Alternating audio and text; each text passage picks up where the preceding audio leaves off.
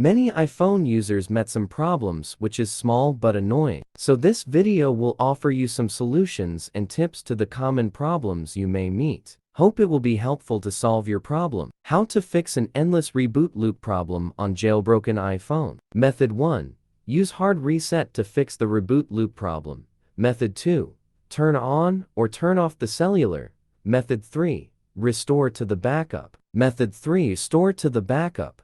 Method 1. You can easily and safely remove the jailbreak by restoring from the backup via the iTunes. Method 2. You can also restore the device to remove the jailbreak with the help of iCloud. How to fix an iPhone stuck at Apple logo. Turn off iPhone. Press home button if needed.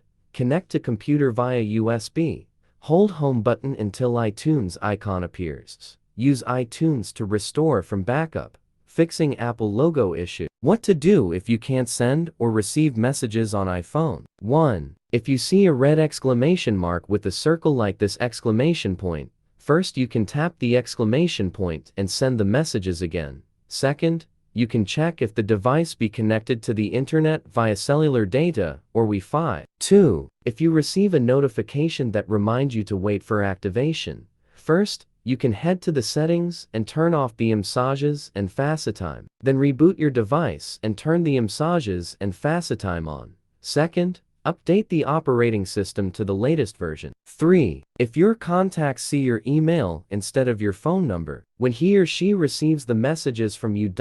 In settings, go to Messages Send and Receive. Sign out.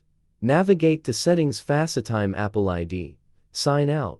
Sign back into messages and FaceTime on your iPhone, then on other devices.